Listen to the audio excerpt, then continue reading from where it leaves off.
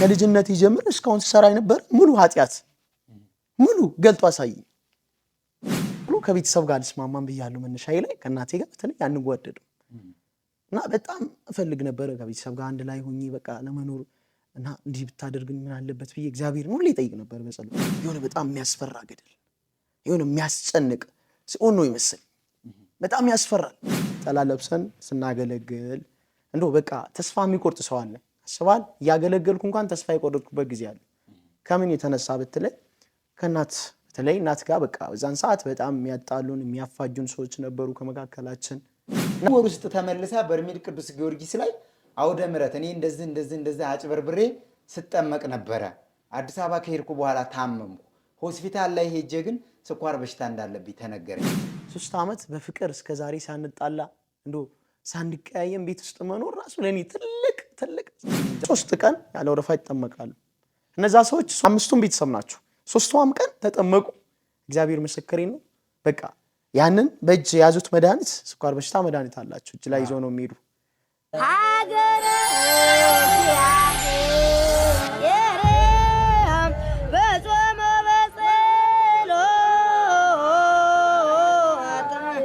አብ ወወልድ ወመንፈስ ቅዱስ አሐዱ አምላክ አሜን።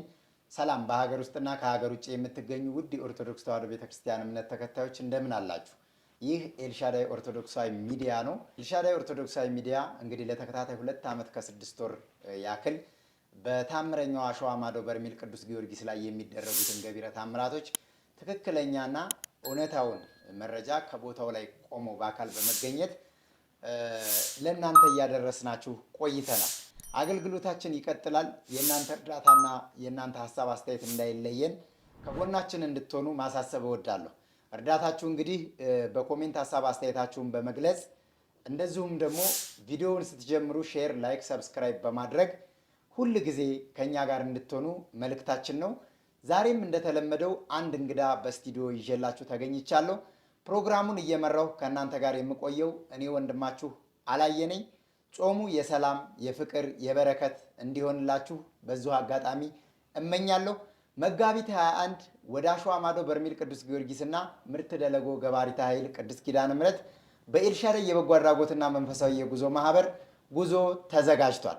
መጋቢት 5 ድረስ ቀድመው ለሚመዘገቡና ትኬት ለሚቆርጡ ገዳመ ወህንያት አቡነ ሐራ ድንግል አንድነት ገዳም ጣና ገዳማት ላይ ከሚገኙት መካከል እንጦስ ኢየሱስ ክቡራን ገብርኤል ደብረ ማርያም ላይ ገብታችሁ እንድትሳለሙ እድሉን ሰጥተናቸዋል። ቀድማችሁ ትኬት እንድትቆርጡ እያሳሰብኩኝ ወደ እንግዳዬ ወስዳችኋለሁ። እንግዳዬ ጥሬን አክብረ ስቱዲዮ ድረስ ስለመጣ ከልብ አድርጌ አመሰግናለሁ። እንኳን ደህና መጣ። እንኳን ደህና ቆያችሁ። መልካም። እስቲ እንግዲህ ራስህን ለአድማጭ ተመልካቾቻችን ስምህን በማስተዋወቅ ግለጽላቸውና ወደ ቀጣዩ ፕሮግራም ወስዳለሁ። እንግዲህ ስሜ ዘማሪ አብርሃም ይባላል። ማገለግለው በዝማሬ አገልግሎትና በተለያየ መንፈሳዊ ጉዞ ላይ በዝማሬ አገልግሎት አገለግላለሁ።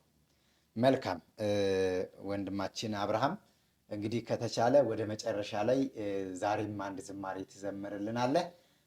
ነገር ግን እንግዲህ ስለ በርሜል ቅዱስ ጊዮርጊስ ሲነሳ በርሜል ቅዱስ ጊዮርጊስ ላይ በጣም ብዙ ሰዎች እንግዲህ ከ2014 ዓመተ ምህረት ከመጨረሻ ወር አካባቢ እንግዲህ 10ኛ ወር 11ኛ ወር ክረምት ነሐሴ ወር ጀምሮ በርሜል ቅዱስ ጊዮርጊስ ያው በሶሻል ሚዲያ ታውቆ 2015 ላይ ሙሉ በሙሉ የተለያዩ መንፈሳዊ የጉዞ ማህበራቶች እኛን ጨምሮ ጉዞ በማዘጋጀት 2015 ላይ በጣም ከፍተኛ የሆነ የወረፋ መጨናነቅ ነበረ እና በርሜል ቅዱስ ጊዮርጊስ ላይ 2015 ቀደም ሲል ከሄዱ አገልጋዮች መካከል አንዱ አንተ ነህና እንግዲህ አሁን ላይ በርሜል ቅዱስ ጊዮርጊስ ቀደም ሲል የሄዱ ምዕመናቶች እየረሱት የቦታውን ትውስታ እየረሱት እየቆዩ አገልጋዮችም እንደዚሁ ከቦታው እየጠፉ ቀደምት የነበሩ እንግዲህ ለዛ ቦታ ነው ቀደምት ምልህ አገልጋዮች ያው ቀደም ሲል ብዙ አገልጋዮች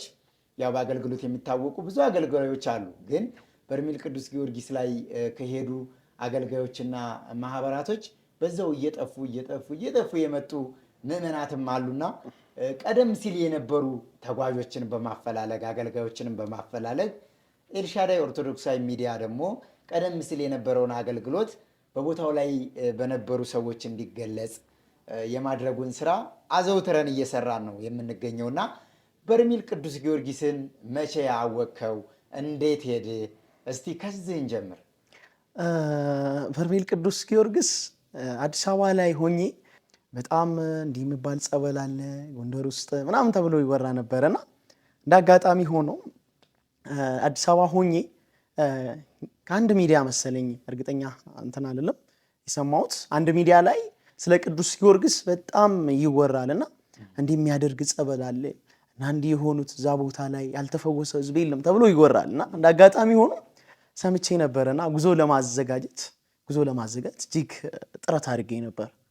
እግዚአብሔር ግን ወዶና ፈቅዶ ወደዛ ቦታ ለመሄድ ከጉዞ ማህበራቶች ጋር አውርተን ነበር። እንደ አጋጣሚ ጉዞ አዘጋጅቼ እኔም እንደ ማንኛውም ሰው ወደ ስፍራ ሄድኩት። ግን ያስፈራል ይባላል ቦታ ከመሄዴ በፊት በጣም እጅግ ያስፈራል፣ ይሰውራል፣ እንዲህ ትሆናላችሁ የሚባል ነገሮች ነበሩና ከዛ ሂጂ እዛ ቦታ ላይ ይመስለኛል የመጀመሪያ ጊዜ ሲሄድ ወደ 60 ምናምን ሰዎች አካባቢ በዚህ በትልቁ በታታ መኪና ጭኜ 66 ሰው አካባቢ ይሆናል ከኔ ጋር የነበሩት። ኤልሻዳይ በጎ አድራጎትና መንፈሳዊ የጉዞ ማህበር በካናዳ፣ በጀርመን ፍራንክፈርት፣ በዩናይትድ ኪንግደም ለንደን የምትመሩ ህዝበ ክርስቲያን በሙሉ ወደ በርሜል ቅዱስ ጊዮርጊስ መጓዝ ለምትፈልጉ ቢሮውን በዩናይትድ ኪንግደም ከፈተ። እዚህ ጋር የምትመለከቷቸው ስልክ ቁጥሮች በመደወል በቀጥታ እንድትመዘገቡ ጥሪያችንን እናስተላልፋለን። የጌታችን የመድኃኒታችን የኢየሱስ ክርስቶስን የትንሣኤ በዓል ምክንያት በማድረግ መላቅ የጉዞ ወኪል ከካናዳ ወደ ኢየሩሳሌም ጉዞ ምዝገባ ላይ ነን። ለሁለቱም ጉዞ በእነዚህ ስልክ ቁጥር በመደወል ቀድማችሁ ተመዝገቡ። ኣብ ዩናይትድ ኪንግደምን ኣካባቢ እንትርከቡ ኣብ ዩናይትድ ኪንግደም ቢሮኡ ከፊቱ ይጽበየኩም ኣሎ። ምሳና ንኽትጓዓዙ ጻውዒትና ነቕርብ። እኛን ስለመረጡ ከኤልሻዳይ ጋር ስለተጓዙ እጅግ አድርገን እናመሰግናለን። እና እዛ ላይ የሚገርም ነገር ከ60 ምናምን ሰዎች መካከል ብዙ ሰዎች በተለያየ በሽታ የሚሰቃዩት በተለያየ በካንሰር በቃ እኔ እንጃ ብዙ አይነት በሽታ ያለባቸው ሰዎች ናቸው። ለመሰል እነዛ ሰዎች ለመፈወስ በቃ ለመዳን በጣም ይወራ ስለነበረ ስልክ ደውሎ እንኳን እዛ ቦታ ለመሄድ እንደው እስኪ እባክህ እኔና እክል ዘመን ነው የተሰቃዩት በውስጤ እኔና እክል በሽታ አለብኝና እባክህ ስለ ቦታ እንደው የምታውቀው ነገር ካለ እንደው ከመሄዴ በፊት እውነት ለመናገር እኔ መነሻዬ ነው፣ ግን ብዙ ሰዎች እዛ ቦታ ላይ ተፈውሰዋል ድኗል ብዬ እኔም ታሪኩን እንደሰማሁት ለሰዎችም አቀርባለሁና 66 ሰዎች አካባቢ ጭኜ ወደ ቦታ ሄዳለሁ ማለት ነው። ልክ ቦታ ላይ ያን ሁሉ ኪሎ ሜትር ተጉዘን የሚገርም ነገር በቃ 66 ሰዎች መካከል አገልጋይ አልነበረም። እኔ ጋር የሚያገለግል በዝማሬ አገልግሎት በስብከት አገልግሎት የሚያገለግል ሰው አልነበረም። እዛ ቦታ ላይ ስንደርስ እንግዲህ ቦታ ላይ የሚተላለፈው ስርዓት አለ። በዚህ ስርዓት እንድትሄዱ ንስሐ እንድትገቡ ቄደር አልተጠመቃችሁ ቄደር እንድትጠመቁ ተብሎ አባቶች እንደውም በማይክ በትንሿ ማይክ እየዞሩ ያስተምሩ ነበር። እኛ ጋር ደግሞ ያ ሁላ ሰዎች ንስሐ ያልገቡ ናቸው ይመስለኛል። ጥቂት ሰዎች ናቸው እዛ መኪና ላይ ንስሐ ያልገቡት። እኔም ሰምቼ ሰዎቼም እዛው ቦታ ላይ በቀን 3 ጊዜ ነው ጸሎት የምናደርገው። 3 ነው 4 አካባቢ ነው ውዳሴ ማርያም እንጸልያለን። ለምን መሰለህ እንደዛ የምናደርገው ተራ ተይዞ ወረፋ ተይዞ ነው እዛ ቦታ ጸበል የምንገባውና ያ ተራችን እስከሚደርሰን ድረስ ጸሎት እያደረገን ከመካከላችን ንስሐ ያልገባ ሰው ካለ ንስሐ እንድትገቡ ብለን ሁሌ በቀን 3 ጊዜ ጸሎት ስናደርግ እናስተምራለን ሰዎችን ማለት ንስሐ እንዲገቡ።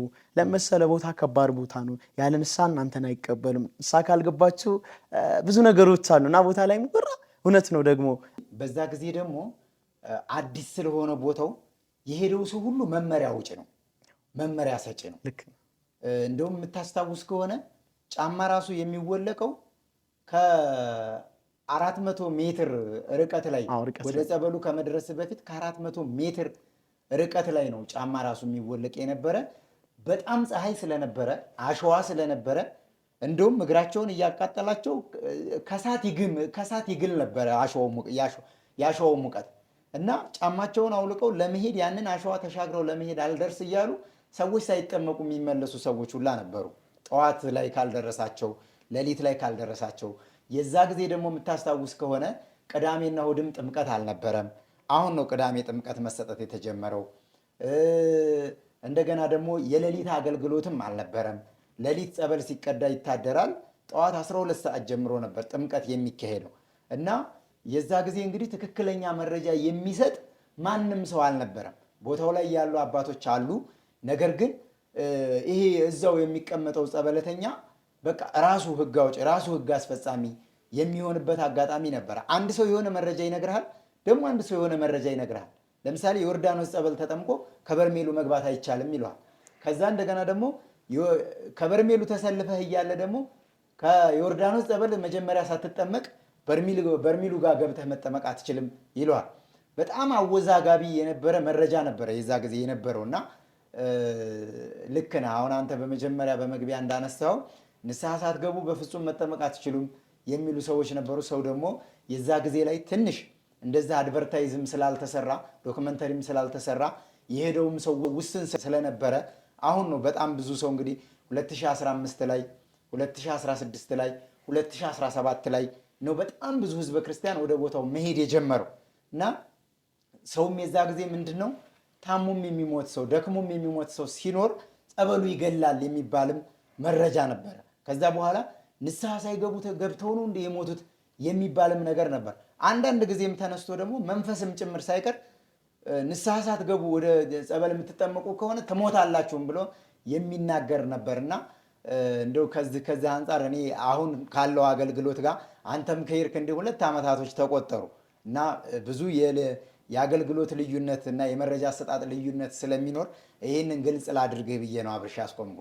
አዎ መልካም ልክ ነው። እና እውነት ለመናገር አዎ ብዙ ሰዎች ያለ መረጃ ነው የሚያወሩት እናውቃለን በደንብ። እዛው ደግሞ ጸበልተኞቹ ህግ እንደሚያወጡም ሰምተናል። ብዙ ሰዎችም እኔም ሰምቻለሁ አይኔም አይቻለሁ። ብዙ ሰዎች እንደው ሳይመለከታችሁ ስለ ቦታ መጥቶ መረጃ እንዲህ ነው ብሎ የሚያወሩ ሰዎች ነበሩ።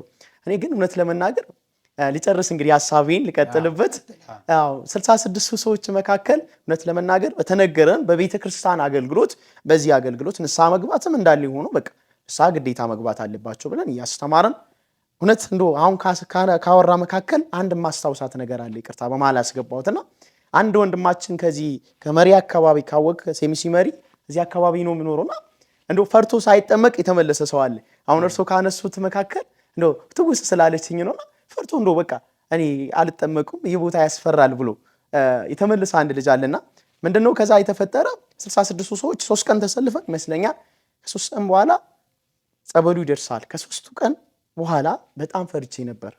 ምን ፈራ አትለኝም? ቦታ ላይ የሚወራውና አንዳንድ ሰዎች የሚያወሩት ልክ አሁን እንዳነሳው እንደው ጥሩ መረጃ አይደለምና ያስፈራል፣ ይገላል፣ እንዲህ ያደርጋል ምናምን ይላል እና ፈራው። እኔ ሰው ነኝ አይደለም እንደው በቃ ፈርቼ ምናምን እንደው ባልገባስ እኔ እዚህ ቢሆንስ ብዬ ፈርቼ ነበር በጣም።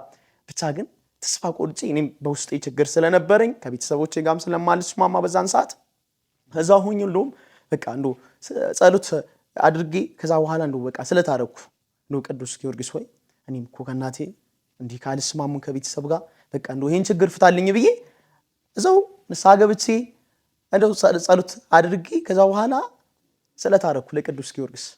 ልክ ተራችን ስንደርስ እንግዲህ ያው ያስፈራል። ጫማችን የት እንደምናወልቅ በጣም ረጅም ሜትር ላይ እንትን ብለን ነው የምናወልቀውና ልክ ተራችን ስንደርስ እንደ ዛሬ ልንጠመቅ እንግዲህ ዝግጅታችን ጨረሰን ቦታ ላይ 3 ቀን ነው የቆየን። ቅዳሜና እሁድ ቅድም እንዳነሳ ጥምቀት የለም፣ ባልሳሳት ጥምቀት የለም። ቅዳሜና እሁድ ጥምቀት አይሰጥም። ከዛን ጊዜ ማለት ነው ይመስለኛል ማታ እዛ ገብተን ባህር ዳር አይደለም ማታ የገባን። ከዛ እዛው ሰልፍ ትይዛለህ ተሰልፈን ምናምን 3 ቀን በኋላ ረቡዕ አካባቢ ነው የደረሰን። ረቡዕ ሐሙስ። ከዛ ልክ ተራችን ስንደርስ ገባን። ፈራሁ፣ እኔ በጣም ፈራሁ። ያንቀጠቅጣል ምናምን። ምንም ያክል መንፈሳዊ ሰው ብትሆኑ እንኳን ያው ፍጹም ሰው ንጹህ ሰው የለም፣ ትፈራለህ፣ ያስፈራል። እኔ ቦታ ከሰዎቹ ንግግር አንጻር ነው የፈራሁት እንጂ እኔ አሁን ውስጥ በቃ ጸበል ያድናል፣ ጸበል ይፈውሳል፣ ብዙ ሰዎችን አይቻለሁ፣ ገዳማትን ያስጎበኛል። ያው መንፈሳዊ አገልግሎት ላይ ነው አለው ታስቦ። ከዛ በጣም ፈርቼ ነበር። ብቻ የሆነ ቦታ ላይ በቃ የመጣ ይምጣ ገብቼ ልጠመቅ። ከዛ የሆነ ደግሞ ሐሳብ ይመጣልኛል፣ እንደው የሆነ ነገር ቢሆንስ እነዚህ ሰዎች ማን ይዟቸው ሄደው ብያለሁ። እንግዲህ መነሻዬ ላይ ሰዎቹ ጋር የነበርኩ እኔ ብቻዬን ነኝ፣ አገልጋይ አልነበረም። እነዛ ሰዎች ከፈጣሪ በታች ቦታውን መንገዱን በደንብ ስለማያውቁት እኔ ነኝ እንደው ወደዛ ስፍራ የመጣሁት። እንደው እኔ የሆነ ነገር ቢሆንስ እነዚህ ሰዎችስ ምን ይሆን ብዬ በቃ ስለፈራሁት ልክ ገብቼ ልክ በቃ አሰሩ። በጣም አንቀጠቀጠኝ። ልክ ጸበሉ ስመጣ የሚገርም የሆነ ሽታ አለ። ሽታ ይመጣል፣ የሆነ ደስ የሚል ሽታ ይመጣል። ያ ሽታ ስመጣ ተሰወርኩት። እዛ ቦታ ላይ ታየልኝ። እግዚአብሔር ምስክሬ ነው። ምን ከመነሻዬ ከልጅነት ጀምሮ እስካሁን ሲሰራ የነበረ ሙሉ ኃጢአት ሙሉ ገልጦ አሳየኝ። ከሰወረኝ በኋላ ከመነሻ የከሰራሁት ኃጢአቶች ሙሉ አንድ ሳይቀር ይህን ያክል ኃጢአት ሰርቻለሁ እንዲህ ነው አልኩ። እንዲህ ከዛ ከሱ በኋላ ምን መጣልኝ መሰለ? የሆነ በጣም የሚያስፈራ ገደል፣ የሆነ የሚያስጨንቅ ሲኦል ነው ይመስል በጣም ያስፈራል። ያን ሁላ ስራ ከሰራ በኋላ እዚህ ቦታ ትገባለህ እንዲህ ትሆናለህ በሚል በጣም ፈራሁት፣ ተንቀጠቀጥኩት። ከሰወርኩ በኋላ ማለት ከተሰወረ በኋላ ከዛ መጨረሻ ላይ ያስታውሳለሁ የሆነ መልካም ደስ የሚል ቦታ ያሳየኝ። ከዛ ቀጥሎ ከቤተሰብ ጋር አልስማማም ብያለሁ መነሻዬ ላይ ከእናቴ ጋር በተለይ አንጓደድም እና በጣም እፈልግ ነበረ ከቤተሰብ ጋር አንድ ላይ ሆኜ በቃ ለመኖር እና እንዲህ ብታደርግኝ ምን አለበት ብዬ እግዚአብሔርን ሁሌ እጠይቅ ነበር በጸሎት። ነገር ግን በቃ እንደው እናቴ የቤት አዲስ ቤት ሰርታ ከሰወረኝ በኋላ ነው አዲስ ቤት ሰርታ የቤት ቁልፍ ይኸው ከዚህ በኋላ ልጄ እዚህ ቤት ነው የምትኖረው ብላ ያንን ቁልፍ ሰጠኝ።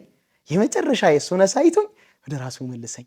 ከእናትህ ጋር አትስማማም? አትዋደድም ነበር? አንጓደድም። ለብቻ ነበር የምትኖረው በዛ ጊዜ? ነው አይ ቤት ውስጥ እየኖርኩ በቃ እናወራ ምናምን እንጨቃጨቃለን እና ያ ሁሉ በቃ ለዘመናት ስሰቃይ የነበረ ገልጾን ነው የምነግርህ። እኔ ስለ ቅዱስ ጊዮርጊስ ገና አልመሰከርኩም፣ መሰክራለሁ ቦታ ላይ ሂጄ እግዚአብሔር ጊዜ ከሰጠኝ እንደው በርሜል ቅዱስ ጊዮርጊስ ያደረገልኝ ታምር መሰክራለሁ። እኔ በቅርቡ ብዬ እንደው እግዚአብሔር ከፈቀደልኝ አንድ ቀን ሂጄ እንደው እዛ ቦታ ላይ ሂጄ ብመሰክር ደስ ይለኛል።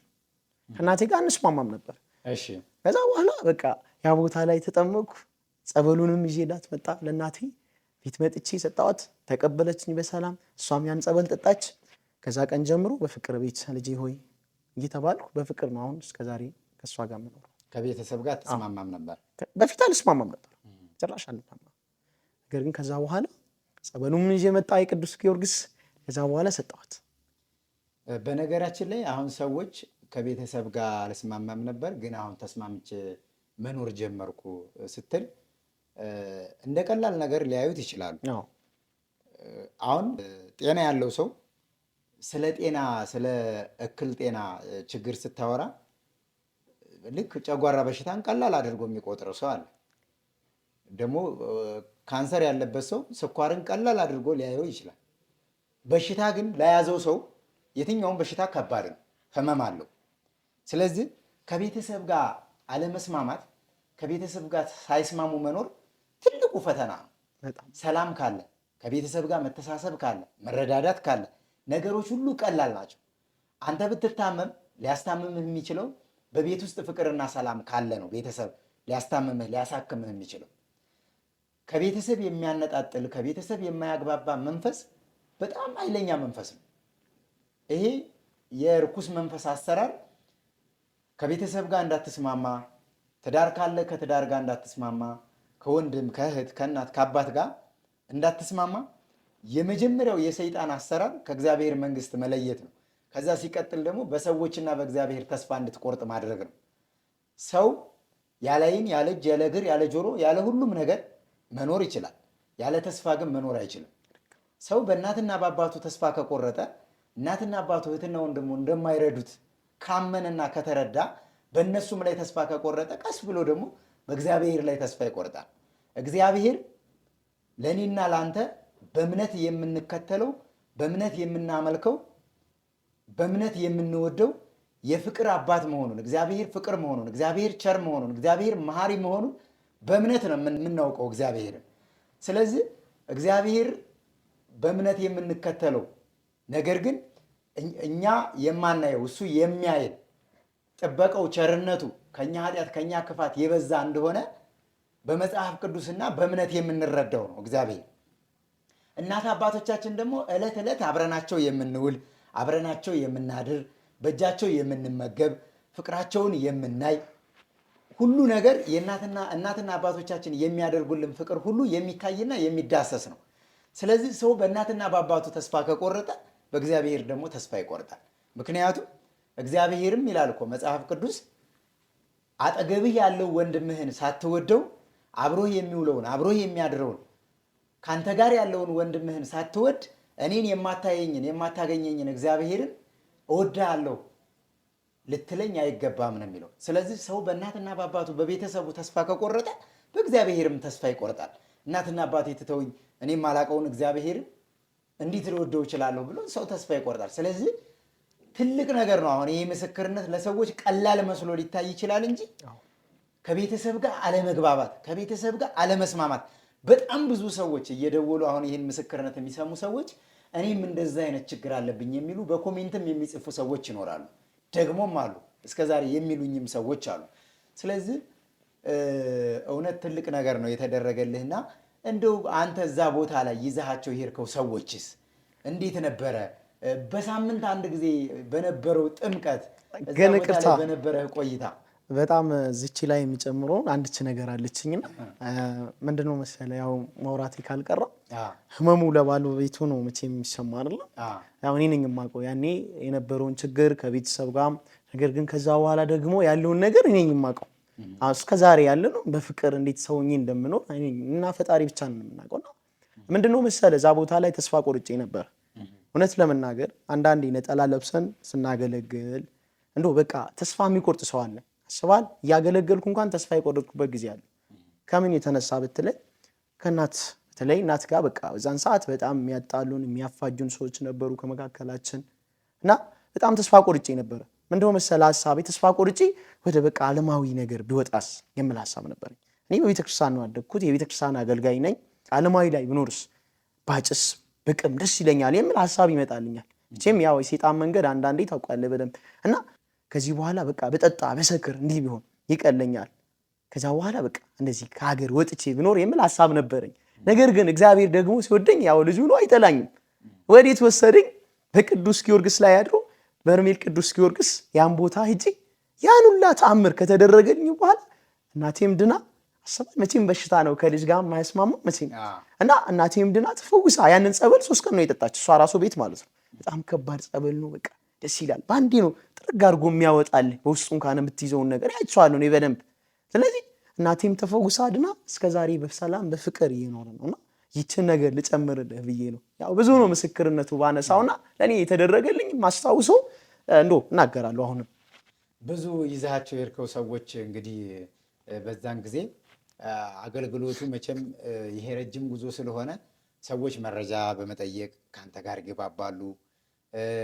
በሚደረግላቸው በሚያዩት ነገር በሳምንት ቆይታ ቤተሰባዊ ግንኙነት ነው የሚኖርህ እንደዚህ አይነት ጉዞ ላይ እና አብሮ መብላት አብሮ መጠጣት አለ። ጠዋት ማታ መገናኘት፣ በጸሎት ማዕድ መካፈል እና እንደው ከዚህ አንፃር አንተ ይዛቸው የሄድከው ሰዎች አካሄዳቸውና አመላለሳቸውን መቼም ታውቀዋለህና እንዴት ነበረ? ይዘው ከሄድከው ሰዎች መካከል የዳኑ የተፈወሱ ሰዎች ነበሩ? አዎ በጣም ብዙ ሰዎች አሉ። እንደውም መነሻዬ ላይ በደንብ እንትን ብዬ ከሆነ ከመካከላችን የነበሩ ሰዎች እንደውም አስታውሳለሁ ከ30 በላይ ምናምን የሚጠጉ የታመሙ ሰዎች ናቸው። በጣም በሽተኞች ናቸው ማለት በተለያየ በሽታ የተያዙ በጣም በቃ በውስጣቸው ምናምን ብዙ ችግር የያዙ ሰዎች ነበሩ። እኔ ግን ያው ጠይቃለሁ። ገዳም ስንሄድ መኪና ላይ ቼም ያው ሰዎቹ ወደ ገዳም ሲሄድ ሁሉም ሰው በቃ እኔ እንዲህ ነኝ ብሎ ተናግረው ነው የሚመጣው እና በዛን ሰዓት በጣም የተጨነቁ በተለያየ በሽታ በቫይረስ በኤችአይቪ ምናምን በቃ በካንሰር ምናምን የተሰቃዩ ሰዎች ነበሩ። ነገር ግን እዛ ቦታ ላይ በጣም ማስታውሰው 5 ሰዎች አሉ። 5ቱም ሰዎች ቤተሰብ ናቸው። የሚገርም ነገር አንድ ቤተሰብ ናቸው። 5ቱም ሰዎች የሚገርም ነገር አንድ አይነት በሽታ ነው አለባቸው። 5ቱም ሰዎች ስኳር በሽታ የሚባል ህመም ነበረባቸውና እዛ ቦታ ላይ እንደምታውቀው ልዩ ኬዝ ወይም ደግሞ የተለያየ በሽታ ምናምን ያላችሁ ሰዎች እናስቀድማለን። ያው ታስቀድማላችሁ በደንብ አስታውሳለሁና ለነዛ ሰዎች 3 ቀን ያለ ወረፋ ይጠመቃሉ። እነዛ ሰዎች 5ቱም ቤተሰብ ናቸው። 3ቱም ቀን ተጠመቁ። እግዚአብሔር ምስክሬ ነው። በቃ ያንን በእጅ የያዙት መድኃኒት ስኳር በሽታ መድኃኒት አላቸው እጅ ላይ ይዘው ነው የሚሄዱ። እግዚአብሔር ምስክሬ ነው። ያችን 3ቱን ቀን እንዳትጠቀሙ አልኳችሁ። እቺም ያው ስኳር በሽታ በጣም ከባድ በሽታ ነው፣ ይገላል። ታውቃለህ መድኃኒቱን ካልተጠቀሙ እና በተለይ በቃ ትልቅ አባት ነበሩ ከቤተሰቦቹ መካከል ትልቅ አባት በቃ እንደው እንዲህ ካላደረክ ትሞታለህ እያሉ ልጆቹ እነሱ እንኳን ወጣት ናቸውና 5ቱም ሰዎች ሳይጠቀሙ ያንን ጸበል ከተጠመቁ በኋላ ያንን መድኃኒት ሳይጠቀሙ እስከዛሬ እንደው ደውሎ ይጨቀጭቁኛል። ለምን አይን ምስክር የምታሰጥም እያሉ እና ያንንም መድኃኒት ሳይጠቀሙ 3 ቀን ብቻ ነው የተጠመቁት። 3 ቀን እግዚአብሔር ምስክር። በዛን ጊዜ ደግሞ 3 ቀን መጠመቅ በጣም ከባድ ነው። እንትን ነው 3 ቀን እንዴት እንደተጠመቁ ልንገራቸው። እንትን ነው ምንድነው የሚባለው ልዩ ኬዝ ወይም ደግሞ አዎ የተለያየ በሽታ ያለባቸው ሰዎች ቀድሞ ገብተው ነው የሚጠመቁት። ያኔ በዛን ሰዓትኛ ስንሄድ ታስታውሳላችሁ ብዬ አስባለሁ። አዎ እንደውም ዝጋ በደንብ መግለጽ የምፈልገው ነገር በዛን ጊዜ ስኳር በሽታ፣ ኩላሊት፣ ጉበት እንደዚህ መቆም የማይችሉ የተለያየ የደም ካንሰር ያለባቸው ሰዎች በጠዋት ቅድሚያ የሚሰጣቸው መድኃኒት ምንም ስለሚወስዱ ለነሱ ነው። መጨረሻ ላይ ግን ወደ ቦኖ፣ ወደ ወረፋ፣ ወደ ስም ጥሪ የገባበት ምክንያት ሁሉ ሰው ታማሚ ነኝ የሚል ኬዝ በዛ። እንደውም የምታስታውስ ከሆነ ይሄንን በቦታው ላይ ያሉ ሰዎችም የሰሙ ሰዎችም ያግዙኛል። በዛ ጊዜ የነበሩ አገልጋዮችም ስለነበሩ ይህን ሚዲያ በጣም ብዙ ሰው ነው የሚከታተለው እና አንድ ሴትዮ ወረፋ አልደርስ ሲላት 9 ቀን 8 ቀን 7 ቀን 6 ቀን ነበር የሚቆየው። አንድ ቀን ተጠምቀው ይዘናቸው እንውጣ ስንላቸው አንድ ቀን ጥምቀት ላይ የሆነ ብዥታ አለባቸው።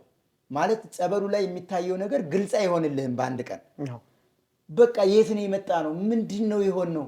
ስለዚህ መቆየት አለብን፣ ይሄን ያህል ብር ከፍለን በአንድ ቀን ጥምቀት ልንሄድ አንችልም የሚሉ በጣም ብዙ ሰዎች ነበሩ። እንደውም የዛ ጊዜ እስከ ወረዳ ቤተ ክህነት ድረስ ክስ ተከሰን እናውቃለን። በዛን ጊዜ ትተውን ሄዱ። አንድ ቀን ብቻ ተጠምቀን ሳይጠብቁን ትተውን ሄዱ የሚሉ ሰዎች ነበሩ። አንዳንድ ሰዎች ደግሞ ፕሮግራም አድርገው ስኬጁል አድርገው ፍቃድ አስፈቅደው ከሀገር ውስጥ የሚሆን ከውጭ የሚሆን የሚመጡ ሰዎች በዛ በፕሮግራም መሰረት ነው መመለስ የሚፈልጉት። ስለዚህ እኛ የሚቀሩትን ሰዎች ጠብቀን ማስጠመቅና ይዘን መመለስ ስለማንችል ከመኪና ጋርም የሚኖረን የኮንትራት አግሪመንት ለአንድ ሳምንት በተወሰነ ቀን ስለሆነ የግድ ሰዎች አንድ ቀን ተጠምቀው ይዘናቸው እንወጣ ነበር እና ከዕለታት አንድ ቀን አንድ ሴትዮ ምንድን ነው ያደረገችው? ጤነኛ ነች፣ ግን ጸበሉ እንዲደርሳት ከመጓጓቷ የተነሳ ከልዩ ኬዝ ጋር ከህሙማኖች ጋር ስኳር በሽታ አለብኝ ብላ ነው አብራ የገባችው። ከዛ በኋላ ተጠምቃ 3 ቀን ስኳር በሽታ አለብኝ እያለች በልዩ ኬዝ ተጠምቃ ሰንብታ መጣች። አዲስ አበባ ስትመጣ ግን ከትንሽ ጊዜ በኋላ ወደው ሳምንታቶች ሳይቆጠሩ ገና በአንድ ሳምንት ጊዜ ውስጥ ህመም ያማትና ሐኪም ቤት ለምርመራ ትሄዳለች። ስኳር በሽታ አለብሽ ነው የተባለችው። በዛው ወር ውስጥ ተመልሳ በርሜል ቅዱስ ጊዮርጊስ ላይ አውደ ምሕረት እኔ እንደዚህ አጭበርብሬ ስጠመቅ ነበረ። አዲስ አበባ ከሄድኩ በኋላ ታመምኩ። ሆስፒታል ላይ ሄጄ ግን ስኳር በሽታ እንዳለብኝ ተነገረኝ። እባካችሁ ቅዱስ ጊዮርጊስ ይቅር እንዲለኝ እንዲምረኝ ከእግዚአብሔር እንዲያስታርቀኝ እባካችሁ ንስሐ ገብቻለሁ፣ ቅዱስ ጊዮርጊስ እንዲምረኝ እባካችሁ ጸልዩልኝ አባቶች ብላ አውደ ምሕረት ወድቃ ነው ስታለቅስ የነበረው። እና አሁን ላይ ግን ህመም ያለባቸው ሰዎች ቀደም ብሎ ይገባሉ። አሁን ለምሳሌ ሌሊት ላይ ጥምቀት አለ። ሌሊት መሄድ የማይችሉ አይናቸውን የሚያማቸው በዊቸር የሚሄዱ ሰዎች ሲነጋ እንዲጠመቁ ነው የሚደረገው። አሁን ላይ ወረፋ የለም። ለምሳሌ ሌሊት 6 ሰዓት ጸበል መቅዳት ይጀመራል። እስከ 9 ሰዓት ጸበል ሲቀዳ ያድርና ከዛ በኋላ ደግሞ ከ9 ሰዓት በኋላ ጥምቀት ይካሄዳል። እስካሁን በነበረው አገልግሎት አሁን እስከ የካቲት 13 ድረስ በነበረው አገልግሎት ያኔ ግን እንደዚህ አልነበረም። ታስታውስ ከሆነ እንደውም ቅዳሜና እሁድ ጥምቀት አይሰጥም። ቅዳሜ የተጨመረው አሁን ነው በቅርብ ማለትም 2015 ወደ አጋማሽ ላይ 2015 አጋማሽ ላይ አብይ ጾም አካባቢ ወረፋው በጣም ሲበዛ ወረዳ ቤተ ክህነቱ ቅዳሜ እስከ 6 ሰዓት ድረስ አገልግሎት ይሰጥ ብሎ በደብዳቤ ነው ቅዳሜ አገልግሎት እንዲሰጥ የተደረገው። አሁንም እሁድ ላይ ጥምቀት የለም። እሁድ ምንም አይነት ጥምቀት የለም። ሌላም ደግሞ አስታውሳለሁ ስጋ ወደሙ ይቀበላሉ ብዙ የሚሄዱ ሰዎች ማለት ነው። አርብ ቀንም የካህናት አገልግሎት ይመስለኛል እና ካህናቶች ነበር አርብ ቀን እንደውም አገልግሎት የካህናቶች ጥምቀት አርብ ነው አይደል? ባልሳሳት አርብ ቀን ጠዋት ላይ ረፋድ አካባቢ አንድ ዙር ካህናቶች ነበሩ የሚጠመቁት እና አሁን ላይ ግን ቅዳሜም ጥምቀት አለ። እንደው ግን ከበርሜል ቅዱስ ጊዮርጊስ የማይረሳህ ነገር ምንድን ነው? ከበርሜል ቅዱስ ጊዮርጊስ የማረሳውን በቃ እኔ ከቤተሰብ ጋር አንድ መሆኔ ያስደስተኛል። በቃ እኔ ተደርጎልኛል ከእናቴ ጋር በዛ ጸበል ድኜ ተፈውሼ ከቤተሰብ ጋር እንደው ለቤተሰብ ጸበሉን ሰጥቼ እስከ ዛሬ እንደው ስንት ጊዜ ነው ስንት ዓመት ነው እስከ ዛሬ 3 ዓመት አካባቢ ነውና 3 ዓመት በፍቅር እስከ ዛሬ ሳንጣላ እንደው ሳንቀያየም ቤት ውስጥ መኖር ራሱ ለኔ ትልቅ እንጃ ቃላት የለኝም። የተደረገልኝ ትልቅ ነገር ነው። በበርሜል ቅዱስ ጊዮርጊስ ብዙ ነገር ተደርጎልኛል። እኔ እንደ ብዙ አድርጌ ነው ማሰው። በጣም ብዙ ነው ደግሞ ከቤተሰብ ጋር መጣላት፣ ከቤተሰብ ጋር መጨቃጨቅ፣ ከቤተሰብ ጋር ከእናት ጋር በጣም ከባድ ነውና እኔ ነኝ የማውቀውና የህመሙ ባለቤት እኔ ነኝና በጣም ትልቅ ነገር ተደርጎልኛል። ይሄ ነው ለኔ የተደረገልኝ ብዙ ነው። ብቻ ግን ይሄንን ትልቅ አድርጌ ነው የማስበው። አሁን ልክ አንዳንድ ሰዎች እኔ በጣም ያስገርመኛል። በርሜል ቅዱስ ጊዮርጊስ ላይ ተጠምቀ ስትወጣ ጭንቅላትህ ባዶ ነው የሚሆነው። እንደገና ነገሮችን ሰርች እያደረክ ነው የምታመጣቸው። አሁን እንኳን ሰዎች ይኸውልህ በዚህ ሰዓት ቪዲዮ አይተው ነው የሚሄዱት። ወደ ቦታው ሲሄዱ ታስረው መቀመጡን፣ የሆነ ሽታ መምጣቱን፣ የሆነ የፈረስ ኮቴ መሰማቱን፣ ከዛ በኋላ መሰወራቸውን ሁሉንም ነገር በቪዲዮ ሰምተው ስለሚሄዱ አዲስ ነገር አይሆንባቸውም። የዛ ጊዜ ግን እንደዛ አይነት መረጃ አልነበረም። እኔ አሁን ከጸበል ስወጣ 2 ሰዓት አልቅሻለሁ። ማንንም ሰው ሳላናግር በቃ ሰው እንዲቀርበኝ ሰዎች ሲከተሉኝ፣ ወንድማችን ዘማሪ ዳዊት፣ ሌሎች ከኛ ጋር የነበሩ አስተባባሪዎች ሲከተሉኝ ትቻቸው በቃ ወደ ጫካ ሄጃለሁ እያለቀስኩ ማለት ነው። ጭንቅላቴ ባዶ ነው። በምን እንደመጣሁ እዛ ቦታ ላይ በምን እንደደረስኩ አላስታውስም። እንዴትም እንደሄድኩ አላስታውስም። በቃ የሆነ የማውቀው ነገር ሁሉ ጠፋብኝ። የማውቀው ሰው ሁሉ ጠፋብኝ። ከዛ በኋላ በቃ ራሴን መደበቅ ነው የፈለግኩት ማለት ነው። እና አሁን ላይ ከዛ ከወጣህ በኋላ እኔ በጣም የሚያስገርመኝ ነገር አለ። ሰዎች እዛ ቦታ ላይ በቃ በፍጹም ትትና ይሰነብቱና ልክ ወደ ባህር ዳር ከደረሱ በኋላ መንገድ ላይ ከደረሱ በኋላ ያስቀመጡትን ጌጣጌጥ፣ የሚጠቀሙትን ልፕስቲክ፣ የተለያዩ ነገሮችን አለ አይደለ ወደ ዓለም ስትመለስ ገና ወደ አዲስ አበባ ወደ ቤት ሳንገባ ወደዛው ወደ ነበሩበት መመለስ የሚፈልጉ ሰዎች አሉ። እና እኔም ይህንን ነገር ስገልጽ ራሴን ጨምሬ ነው የምገልጽልህ። አሁን ይህን ያነሳሁበት ምክንያት ለምንድን ነው ካልከኝ በርሜል ቅዱስ ጊዮርጊስ ላይ 2 ዓመት ሳትሄድ ቆየህ ማለት ወደ መርሳት በብዙ ነገር ስትጠመድ በአገልግሎትም ሊሆን ይችላል፣ ዓለም ላይም ስትኖር ሊሆን ይችላል። ነገሮችን እየረሳህ ትሄዳለህ። እዛ ቦታ ላይ ያለህ ትውስታ እየጠፋ ይመጣልና ሰውማ እዛ ቦታ ሄዶ በሚያየው ነገር በዛው ቢኖር ማንም ከሰው አይጣላም። እዛ ቦታ ሄደ ሰው ነው የምልህ። ማንም ኃጢአት አይሰራም እዛ ቦታ ሄደ ሰው። ምክንያቱም ያየውን አስፈሪ ነገር፣ ያየውን አስጨናቂ ነገር፣ ሞትን በትንሹ ተለማምዶት ሞትን አይቶት መጥቷል ማለት ይቻላል።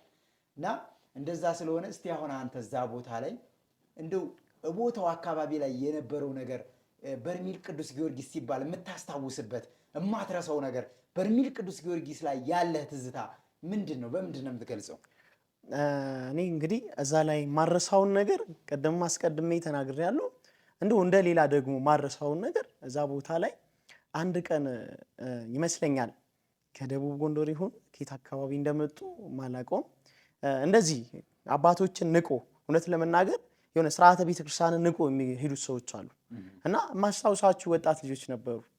ጉዞ አዘጋጅተው ነው የመጡት መሰለኝ ባልሳሳትና ቁጥራችሁ 3 ይሁን 2 ይሁን ያው ታስታውሳለህ ቦታ ላይ ከነበርክና አንድ ልጅ እንደው ማስታውሳለሁ ሳሚኖ ማንም መባል ልጅ አለ እዛ የሚያስተባብረው በጣም ረጅም ጊዜ እዛ የሚያስተባብር ነፃ አገልግሎት የሚያገለግል አንድ ወንድማችን አለና እንደው አሁን ይኑር አይኑር አላውቅም እዛ ቦታ ላይ ብቻ ግን እነዚህ ልጆች ከደቡብ ጎንደር ይሁን ከየት አካባቢ እንደመጡ አላውቅምና ምን ተደረገ መሰለና እዛ የሚተላለፈውን ስርዓት እንጠብቃለን። እኛ ንስሐ ግቡ ከተባለ እንገባለን፣ ግዴታ ነው። አንድ ሰው ለመዳን ግዴታ ንስሐ ያስፈልጋል አይደለም? ንስሐ ግቡ። እነዛ ሰዎች ምን አደረጉ መሰለ? ያስተባብራሉ። ያስተባበሩ ምን አደረጉ?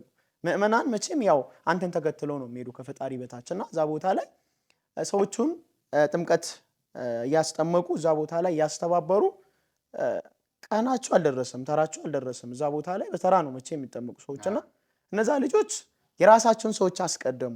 እንደ ህጉ እንደምታውቀው ከ3 ቀን ከ2 ቀን በኋላ ነው የሚደርሳቸውና የራሳቸውን ሰዎች ልክ አሁን እንዳነሳው 2 ጊዜ 3 ጊዜ ለማስጠመቅ እዛ ቦታ ላይ የተሰራው እንግዲህ አታደርጉ የተባለ አታደርግ። እዛ ቦታ ላይ እኔ አላደርጉም፣ አታደርጉ ያምኛን አላደርጉም አይቻለሁ ቦታ ላይ እና እነዛ ልጆች የራሳቸውን ሰዎች አስቀደሙ። የራሳቸውን ሰዎች አስቀድሙ ምን አደረጉ? ከሌላ ሰው መካከል የራሳቸውን ሰዎች ስለሚያስተባብሩ አስቀድሞ ወደ ጸበሉ ስፍራ ወሰዱት ማለት ነው። ምን ተፈጠረ መሰለ? እንደው እግዚአብሔር እንግዲህ ያው እኔ በአጸደ ገነት ያኖራቸው እነዛ ልጆች ታስታውስ ከሆነ 2 ልጆች አካባቢ ናቸውና ከደቡብ ይሁን ከሰሜን ይሁን ከየት እንደመጣ አላውቅም። ምን ተደረገ? ያ ልጅ ሰዎቹ ከወጡ በኋላ ተጠምቆ ከወጡ በኋላ ምእመናን ምንም አልሆኑም እሱ ጋር የነበሩ ሰዎች። ልጆቹ ግን መጨረሻ ላይ ገብተው ሲጠመቁ 2ቱ ልጆች እዛው በተጠመቁበት ቁጭ ብሎ ቀሩት።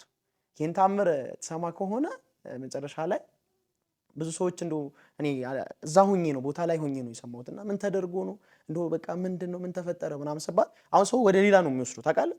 በቃ የሆነ ጸበሉን አውቆ እንደሚያደርግ ቦታ ሰውን እንደሚገል ቅድም እንዳነሳው ማለት መነሻ ላይ ቦታ ሰውን እንደሚገል ምናምን አድርጎ የሚያስቡ ሰዎች አሉና እና ቦታ ላይ ፍራቻ በቃ ፈጣሪን የምትፈራበት ቦታ ነው። በቃ እግዚአብሔርን ከልብ ፈርተ በቃ የምትቀበልበት ቦታ። እነዛ ልጆች ለምን እንደዛ ተደረጉ ከተባለ እንግዲህ ስርዓቱን አልጠበቁ።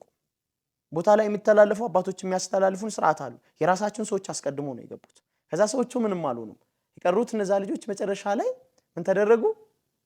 እዛ ቦታ ላይ እንግዲህ አረፉ ማለት ነው። እነዛ ሁለቱ ልጆች አስተባባሪዎች ናቸው። የራሳቸውን ሰዎች አስቀድሞ እኔ አስታውሳለሁ ዛሬ 2 ዓመት ከምናምን ነው ያሰባሉና ወደዛ ይልኩት እና እኛ ፈርተን ነበር። እንደውም ያን ነገር ሰምተን ያሰባን ምንድነው ሰዎች አሁን ያን ነገር ወደ ሌላ ነው የሚወስዱ። በቃ አታደርግ የተባለ ለምን ታደርጋለህ? ያለ ንስሐ እግዚአብሔር ላይ ያ ብቻም ላይሆን ይችላል። እንግዲህ አንደኛ ሰዎች እንግዲህ በምን እንደምትተረጉመውና በይሄንን በምን እንደምትገልጸው ከባድ ነው። አዎ ሌላም ነገር ሊኖር ይችላል።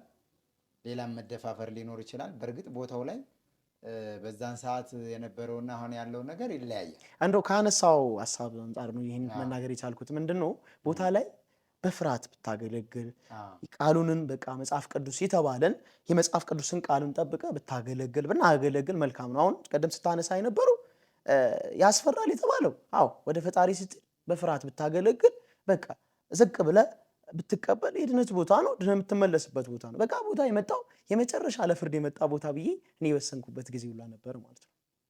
ገባ? ለዚህ አይነት ቦታ ስታገለግል በፍርሃት ቢሆን እነዛ ልጆች ሞስት እኔ ሌላ ችግር ሊኖራችሁ ይችላል በቃ ወይም ደግሞ ሌላ በድሎ አጥፍቶ ሊሆን ይችላል። ግን የተባለ የተደረገ አያደርጉ ያሉትን አባቶች ያስተማሩን እዛ ቦታ ላይ እኛ አድርገናል። ምንም አልሆነም።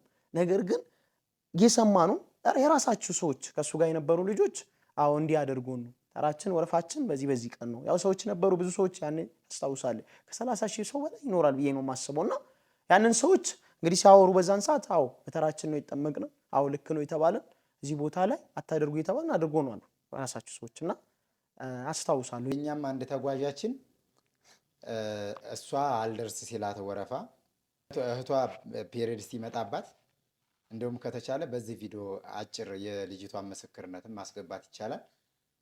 ያለ ወረፋዋ ገብታ የእህቷን ቦኖ ተቀብላ ማለት ነው።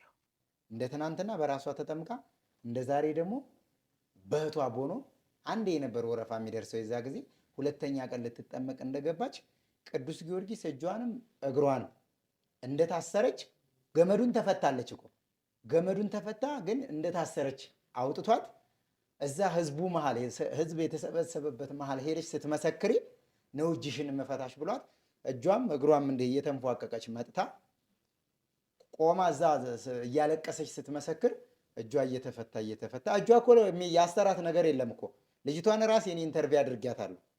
ዋሽተሽ ገብተሻል አስጠርተሽ ይቅርታ ጠይቃት። በእነሱ የሚያስሩት የሚፈቱት ማለት ነው። ጥሩልኝ ዋሽቼ ነው የገባሁት እንደዚህ ያለች እኮ እዚህ ያለች ጓደኛ ይዛ የተጓታ የምትለኝ ልጅ ማለት ነው። ሳልጠራት ትችላለች። ኧረ ወንድሜ ጥራልኝ አይሰሙኝ። ልጄ ታስሮ ነበር። እግሬ ብቻ ነው የተፈታው። እጄ ፈቱኝ። ከዛ ይሄንን ካላክሽ አትወጪያትም እና መስክሪ እሷም ይቅርታ ጠይቃታለሁ እና እጇ እንደዚህ እየተፈታ ቆማ መሰከረች።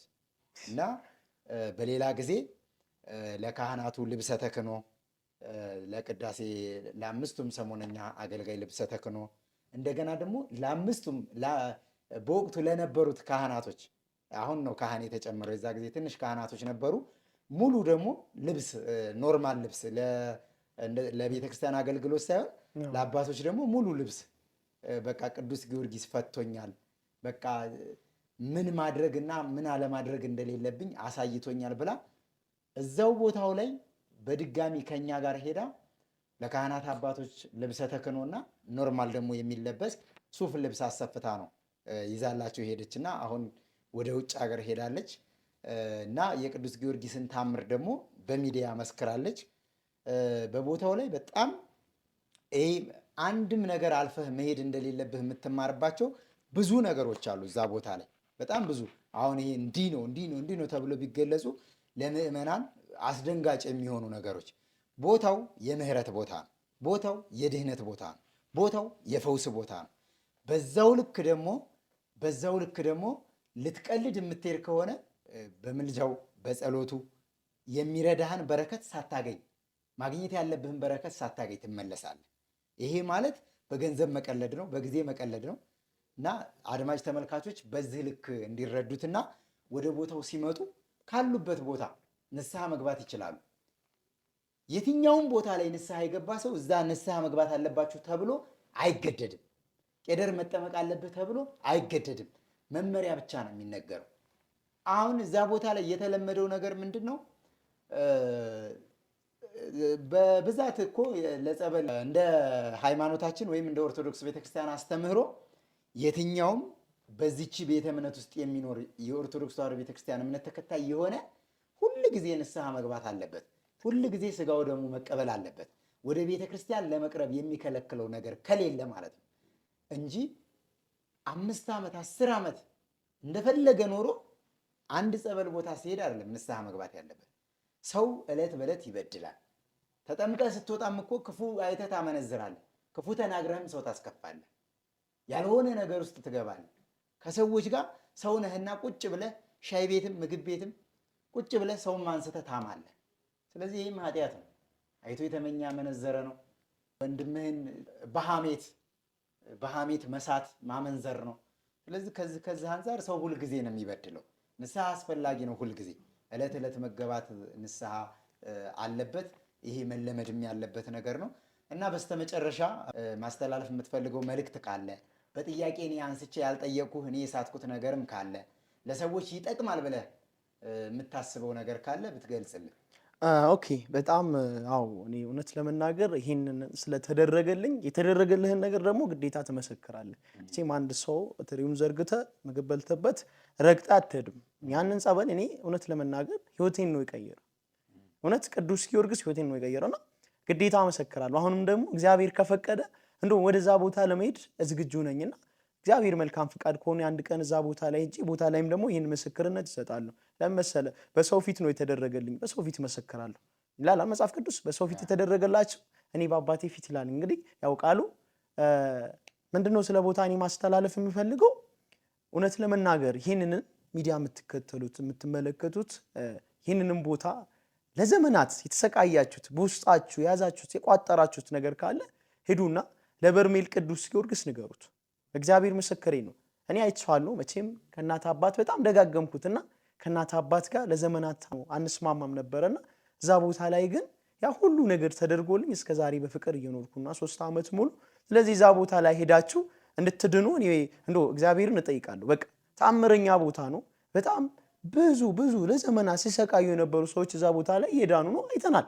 ትልልቅ አባቶች እዛ ቦታ ላይ ሄዶ ምስክርነት እየሰጡ ነውና ሄዳችሁ ወደ በርሜል ቅዱስ ጊዮርጊስ ድህነትን እንድትቀበሉ እጠይቃለሁ። ይሄ ነው ማስተላልፈው። እነሱ ስለነበረን ቆይታ እጅግ አድርጌ አመሰግናለሁ። እንግዲህ አንተም ደግሞ ቦታው ላይ ለመሄድ ካለ ፍላጎትና ካለ ጉጉት የተነሳ ሰማዕቱ ቅዱስ ጊዮርጊስ የምትሄድበትን ጊዜ ቅርብ አድርጎ በመድረክ እንድትመሰክርም እንድታገለግልም አምላከ ቅዱስ ጊዮርጊስ ይርዳህ እላለሁ። የተወደዳችሁና የተከበራችሁ አድማጭ ተመልካቾቻችን ከወንድማችን ከአብርሃም ጋር የነበረን ቆይታ ይህን ይመስል ነበረ። እንግዲህ ወንድማችን አብርሃም ቦታው ላይ ከሄደ ቆየት ብሏል። ያው በአገልግሎት እዛው ቦታ ላይ እኔ አገኘውም አየውም ስለነበረ ነው አፈላልጌ የጋበዝኩት። እስቲ 2015 ላይ የሄዳችሁ ሰዎች የበርሜል ቅዱስ ጊዮርጊስ ትውስታው፣ ቦታው ላይ የተደረገላችሁ ነገር፣ ህይወታችሁ ከዛ ወዲህ ምን ይመስላል? እስቲ አሁን እንግዲህ 2 ዓመት ሞላው። እንግዲህ በርሜል ቅዱስ ጊዮርጊስ ላይ 2015 ላይ የሄዳችሁ ሰዎች 2 ዓመት 3ኛ ዓመቱ ሊቆጠር ነውና እስቲ ከዛ መጣችሁ ያገባችሁ የትዳር ጥያቄ ጠይቃችሁ ቦታው ላይ የትዳር ጥያቄ የተመለሰላችሁ የልጅ ጥያቄ ጠይቃችሁ ልጅ የወለዳችሁ አብራካችሁ የተባረከ ማህፀናችሁ የተባረከ እስቲ በቅዱስ ጊዮርጊስ በረከት ያገኛችሁ ሰዎች በ0941 16 16 16 በ0943 12 12 12 ከታች በሚቀመጥላችሁ ተጨማሪ ስልኮች በመደወል እስቲ የምስክርነት ፕሮግራም እያያዝንላችሁ ኑና መስክሩ። እስቲ ታሪካችሁ ተቀይሮ እስቲ የቅዱስ ጊዮርጊስን ታምር ለመናገር አትፍሩ፣ አትፈሩ። በምድር ያፈረብኝን በሰማይ አባቴ ዘንድ አፍርበታለሁ፣ በምድር የመሰከረልኝን ደግሞ በሰማዩ አባቴ ዘንድ እመሰክርለታለሁ ነው የሚለውና መጽሐፍ ቅዱስ የተደረገላችሁ ሁሉ እስቲ ሳትፈሩ በኩራት በድፍረት ኑና ወደዚህ መስክሩ። የተደረገላችሁን በትትና እስቲ እንደው እውነቴን እንምላችሁ እንደው የተደረገላችሁን ነገር ዝቅ ብላችሁ ቅዱስ ጊዮርጊስ በእናንተ ምስክርነት ከፍ ቢል ዓለም ላይ ያሉ ሰዎች የእምነቱ ተከታይ የሆኑ የእምነቱ ተከታይም ያልሆኑ ወደ ቦታው ሄደው እንዲድኑ የእናንተ ምስክርነት ይጠቅማችኋልና ሁላችሁም መታችሁ እንድትመሰክሩ በቅዱስ ጊዮርጊስ ፍቅር ጠይቃችኋለሁ። ኤልሻዳይ የበጎ አድራጎትና መንፈሳዊ የጉዞ ማህበር እስከ መጋቢት 5 ድረስ ለተመዘገቡ ኦርቶዶክሳውያን ጻድቁ አባታችን መቃብራቸው ከሚገኝበት ቦታ ከአቡነ ሐራ ድንግል ገዳመ ወህንያት ዘንዘልማ ላይ የሚገኘው ገዳማቸውና ፈዋሽ ጸበላቸው ከመካነ መቃብራቸው ከሚፈልቀው እምነታቸው ተቀብለን በአባቶች ተባርከን እንመለሳለን። እስከ መጋቢት 5 ድረስ ቀድማችሁ ከቆረጣችሁ ጣና ላይ ከሚገኙ ገዳማቶች መካከል እንጦስ ኢየሱስ፣ ክቡራን ገብርኤል፣ ደብረ ማርያም፣ ዘንዘልማ ገዳመ ወህንያት፣ አቡነ ሐራ ድንግል ገዳም ላይ ሄዳችሁ ትሳለማላችሁ፣ በረከት ታገኛላችሁ።